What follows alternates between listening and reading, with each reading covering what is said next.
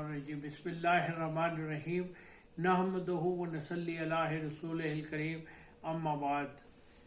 सूरत कौसर के बारे में आज कुछ अल्लाह ताला तौफीक अता फरमाए। लेकिन सूरत कौसर एक ऐसी कुरान मजीद के बारे में तो कुछ भी बातें करना हमारे बस में ही नहीं है। जैसे जैसे आप कुरान मजीद को पढ़ते हैं आपको एहसास होता है कि कुरान मजीद में इल्म की वो बातें हैं और वो नुक्ता अफरीनी है कि हर रोज़ एक नया नुक्ता आपके सामने आता है। और मेरे ख्याल में ये जो तीन आयात पर मुश्तमिल एक सबसे छोटी ये सूरत है जिसके सिर्फ 10 कलमात हैं और एक रुकू है और इसमें 40 हरूफ है और ये कुरान मजीद की सबसे छोटी सूरत है। इसकी तफसीर अगर कोई बयान करना चाहे तो मेरे ख्याल में इसकी तफसीर बयान करना एक नहायत ही मुश्किल अमल है, नहायत ही मुश्किल अमल। बहरहाल तफसीर ज़रूर बयान हो जाती है, लेकिन ये तफसीर बयान करना और उसका पूरा हक अदा करना मेरा ख्याल है, मैंने तो अंदाज़ा लगाया कि ये नहायत ही मुश्किल अमल है। और क्या जाए कि हमारे पास सिर्फ 10-12 मिनट होते हैं उसमें, लेकिन फिर भी मैं कोशिश करूँगा कि जो छोटी छोटी चीज़ें हमें समझ आई हैं वो आपकी खिदमत में पेश कर दूँ। एक तो सबसे पहले ये बताऊँ कि अल्लामा जलालुद्दीन सयूती रहमतुल्लाह अलैह ने 2 अक़वाल के हैं। एक तो वो फरमाते हैं कि ये मदनी सूरत है और एक में वो कहते हैं कि ये मक्की सूरत है। मदनी वो हज़रत अनस रज़ियल्लाहु तआला अन्हु को रेफ़र करते हैं और जब वो फरमाते हैं कि ये मक्की है तो उसमें वो हज़रत अब्दुल्ला बिन ज़ुबैर रज़ियल्लाहु तआला अन्हु, उम्मुल मोमिनीन हज़रत आयशा सिद्दीक़ा रज़ियल्लाहु तआला अन्हु और हज़रत अब्बास रज़ियल्लाहु तआला अन्हु। तो बहरहाल ये जो मक्की सूरत वाले हैं सहाबा बहुत जलीलुल कदर हैं, इनकी बात के ऊपर ज़्यादा हम मानेंगे और ये मक्की सूरत ही काउंट होगी। और इसका जो बातचीत का उसलूब है वो भी मक्की सूरतों वाला ही है। लेकिन बहरहाल कुछ सूरतें ऐसी भी हैं जिनके बारे में ये है कि वो 2 दफ़ा नाजिल हुई हैं और मे भी ये भी एक ऐसी सूरत हो कि मक्का मदीना में भी नाजिल हुई हो, तो इसलिए ये भी हो सकता है। तो सरकार दो अलैहि वसल्लम जब मेराज शरीफ पे तशरीफ़ ले गए तो वहाँ पे आप को बहुत ही खूबसूरत एक शहद की मानिद और सफ़ेद बुर्रा के खूबसूरत नहर नज़र आई जिसके किनारे पर मोतियों के खैमे लगे हुए थे। तो और खुशबू कस्तूरी की थी। आप सल्लल्लाहु अलैहि वसल्लम ने हाथ मुबारक डाला तो हज़रत जिब्राईल अलैहिस्सलाम ने फरमाया कि ये जो है ये नहर कौसर है और हौज़े आब कौसर है। इसना में सरकार दो अलैहि वसल्लम वापस तशरीफ़ भी ले आए और ये वाक़या चूँकि मक्का में आपकी मक्की ज़िंदगी में पेश आया तो इसलिए इसके बारे में ये कहना कि ये मक्की सूरत है ज़्यादा इस बात के ऊपर तक़वियत भी मिलती है। अब हम थोड़ी सी बात इसकी शान नज़ूल पे कर लेते हैं। हज़रत सरकार दो अलैहि वसल्लम की जितनी भी औलाद मुबारक हुई वो हमारी सबसे पहली अम्मी हज़रत खदीजतुल कुबरा रज़ियल्लाहु तआला अन्हा के बतरे मुबारक से हुई।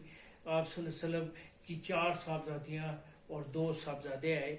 एक साहबजादे का नाम कासिम रज़ियल्लाहु तआला अन्हु था और दूसरे का हज़रत अब्दुल्ला रज़ियल्लाहु तआला अन्हु था और जिनकी कुनियत और लक़ब तय्यब और ताहिर भी था। अब देखें, जब तक ऐलान नबूवत नहीं हुआ था तो पूरा मक्का आपकी सरकार दो अलैहि वसल्लम की गवाही देता था कि आप बहुत पाक हैं, सादिक हैं, अमीन हैं। आपके ऊपर सबको एक फ़ख्र था और सब जगह फ़ख्री आपको पेश करते थे। आपकी जवानी बेदाग थी। लेकिन जैसे ही आपने नबूवत का ऐलान फरमाया पूरा मक्का आपके ख़िलाफ़ हो गया और साजिशें करनी शुरू कर दी और मुख्तलिफ तरीके से आपको रोकने की कोशिश की गई। लेकिन जब आप नहीं रुके और उनके बस में कुछ नहीं रहा तो वो बड़े परेशान हुए कि क्या करें। दरी इसना पहले सरकार दो अलैहि वसल्लम के دونوں صاحبزادے ایک ایک کر کے جب اس دنیا سے تشریف لے گئے تو یہ واقعہ ہوا، اور اس کے بعد ابتر اسی شخص کو کہا جاتا ہے عربی میں کہ جس کی کوئی فرزند نہ ہو، اور ابتر اس کو بھی کہا جاتا ہے ایک لاولد جانور کو بھی۔ تو حضرت تو آپ کے سکے چچا جنہوں نے بڑی آپ کو تنگ کیا اور بڑا آپ کے ساتھ آپ کا دل تشنیع کی، وہ بھاگتا ہوا گیا کفار میں اور کہا کہ فکر نہ کریں، ہم جس شخص کو ہٹانا چاہتے تھے ان کی جو دوسری اولاد تھی نرینہ وہ بھی اللہ کو پیاری، وہ بھی اس دنیا سے چلی گئی ہے۔ اب جو رائج الوقت طریقہ ہے جو اب بھی ہم سمجھتے ہیں کہ کسی شخص کی جو سلسلہ ہے وہ اس کی نرینہ اولاد سے چلے گا، تو اس نے کہا جی اب تو مسلمانوں کے سردار کا نرینہ اولاد، اور اس ابو جہل کہتا ہے میرے بھتیجے کی نرینہ اولاد ہی نہیں ہے، تو آپ فکر نہ کریں، ان کے جس دن یہ اللہ کو پیارے ہوں گے یہ معاملہ ختم ہو جائے گا۔ اب اس سے آپ کا بڑا دل آزار ہوتے تھے اور دل اداس ہوتا تھا، نہ صرف سرکار دو علیہ وسلم بلکہ مسلمان بھی سب کے سب۔ تو اس کے اوپر میرے اللہ نے ایک تو آپ کو سیر کرانے کے لیے اوپر لے گئے، اور وہاں جا کے آپ رضی اللہ تعالیٰ سرکار دو علیہ وسلم کو آسمانیوں کی سیر کرائی، اور آسمانوں کے اوپر معراج شریف کرائی، اور واپسی کے اوپر یہ سورت مبارک نازل کی۔ اب میں یہ کہوں گا کہ یہ ان آتینا کل کوثر، ہم اس کے اوپر تھوڑی سی بحث بھی کریں گے، اور جو میرے بس میں ہے مختلف لوگوں کے اقوال بھی پیش کرنے کی کوشش کروں گا، وقت کی کمی ہے کو مد نظر رکھتے ہوئے۔ لیکن ایک بات میں کہنا چاہوں گا کہ آپ صلی اللہ علیہ وسلم سے اللہ کو جو بے انتہا محبت تھی، اور اللہ نے اپنے محبوب کے ساتھ جو بے انتہا لطف و عنایت کی، اور اس قرآن مجید میں بھی جب ہم دیکھیں تو کس طریقے سے ہم دیکھتے ہیں کہ یہ جب آہستہ آہستہ جیسے ہی 30ویں سپارے میں والضحیٰ سے لے کے کوثر تک اللہ نے اپنے محبوب کی شان بیان کرنے میں کوئی کمی ہی نہیں چھوڑی، ایک سے بڑھ کر ایک صورت اتار دی اپنے محبوب کی شان بیان کرنے کے لیے۔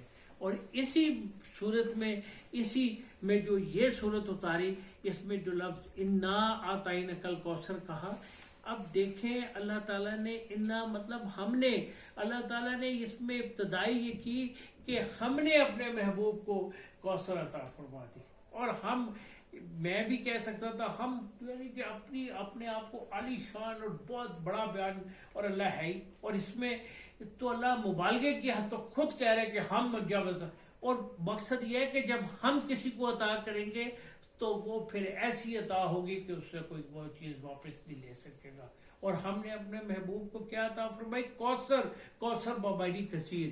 اب یہاں پہ مختلف لوگوں نے مختلف اس کی تشریح کی ہے۔ ایک جگہ کے اوپر ایک بزرگ فرماتے ہیں کہ اس کا مطلب حوض کوثر ہے، ٹھیک ہے، وہ جو ہم سب لوگ جانتے ہیں۔ ایک جگہ اور فرماتے ہیں کہ سرکار دو علیہ وسلم سے پہلے جتنے بھی انبیاء آئے تھے ان سب کی جو فضائل ہیں وہ سب کوثر میں ڈال کے آپ صلی اللہ علیہ وسلم تک پہنچا دیے گئے۔ ایک چوتھے نمبر کے اوپر ایک جگہ کے اوپر فرمایا گیا ہے کہ یہ تیسرے نمبر کے اوپر کہ یہ میدان حشر میں جو ایک پیاسے لوگوں کے لیے جو کنواں ہوگا، ہم امتیوں کے لیے جو ایک آپ کا حوض ہوگا جس کے کنارے بے انتہا، کچھ علماء کہتے ہیں کہ 4 ستاروں کے برابر پیالے پڑے ہوں گے کہ کوئی پیاسا نہ رہ جائے، اس کا نام بھی کوثر ہے۔ پھر فرماتے ہیں کہ جتنی جو دین اسلام ہے وہ کوثر ہے۔ پھر کچھ علماء نے فرمایا کہ اس سے مراد صحابہ کرام کی کثیر تعداد ہے کہ اللہ تعالیٰ کہتے ہیں ہم نے کثیر تعداد دی۔ پھر ایک اور جگہ فرماتے ہیں کہ جس طریقے سے اللہ تعالیٰ نے اپنے ذکر کو بلند کر دیا اور آپ کا ذکر بلند کر دیا جو قرآن مجید کہتا ہے، اس سے مراد یہ ہے۔ پھر ایک جگہ کے اوپر فرماتے ہیں کہ ایک انتہا بڑی خوبصورت بات کی کہ پورا قرآن مجید عطا کر دیا، وہ کوثر ہے۔ اور پھر عاشقوں کے سردار حضرت امام جعفر صادق نے تو کمال فرما دیا، فرمانے لگے اس سے مراد، کوثر سے مراد سرکار دو علیہ وسلم کے دل کا نور ہے۔ اور یہ بڑی میرے دل کو لگتی ہے بات کہ دل کا نور تو حضرت فاطمہ زہرا سلام اللہ علیہ تھی، جو خاتون جنت بھی ہے، اور وہ عنایت فرما دی۔ اور دنیا میں ہر شخص کی جو نسل ہے وہ اس کے بیٹے سے چلتی ہے، اور آپ کی جو ہے حضرت فاطمہ سے چلتی ہے۔ تو اب دیکھیں یہ بے انتہا باتیں ہیں۔ میں اگلی دفعہ اس صورت کے اوپر بات کروں گا، ابھی صرف ایک بات کر کے آج کا بہت ختم کر دوں گا، اور وہ یہ ہے کہ میں آج ایک تحفہ آپ کو یہ دینا چاہتا ہوں، پہلے بھی میں نے دیا ہے۔